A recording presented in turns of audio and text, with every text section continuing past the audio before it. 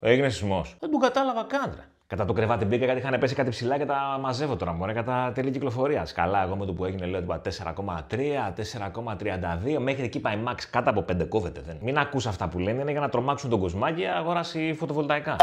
Το έχω διαβάσει εγώ τώρα, έχει πέσει αγορά και σπρώχνουν τσιμεντόλιθους. Ξέρεις πώς γίνεται. Άσε που το ξέρω θα γίνει σεισμός. Είχε το πρωί μπουνάτσα, είχε και υγρασία, το ξέρεις. Το βράδυ βγάζει σεισμό, ρε φίλε. Είναι τεκτονικές πλάκες και έχουν έτσι πετσικάρι. Πρέπει να κατέβει μάστορα να τις λαδώσει. Αλλά πού να βρει μάστορα, τα έχουν κάνει όλα AI και. Μα σε κουνάει οριζόντια δεν παίζει θέμα. Και μα σε κουνάει κάθετα δεν παίζει θέμα. Το θέμα είναι το διαγώνια. Γιατί σε πιάνει μέση και γοφό, αυτό είναι. Ένα ισχύο έχει σπάσει εμένα. Από τη γάστρα πώ την έβγαζε, αλλά σκέψου να γινόταν και σεισμός. Δεν είναι αυτή η σεισμήρα, αυτή τη πλάκα. Εγώ θυμάμαι το 99 στην Αθήνα. Γκρεμίστηκε το σπίτι. Είχα ένα σπίτι με λέγκο πάνω στο τραπέζι και έπεσε κάτω, διαλύθηκε. Και βγαίνω εγώ από τα χαλάσματα και λέω: Είμαι μια χαρά. Μου λέει ο πατέρα μου: Δεν σε ρώτησα, Γιώργο. Ήταν ο πατέρα μου έτσι, στην κάσα τη πόρτα.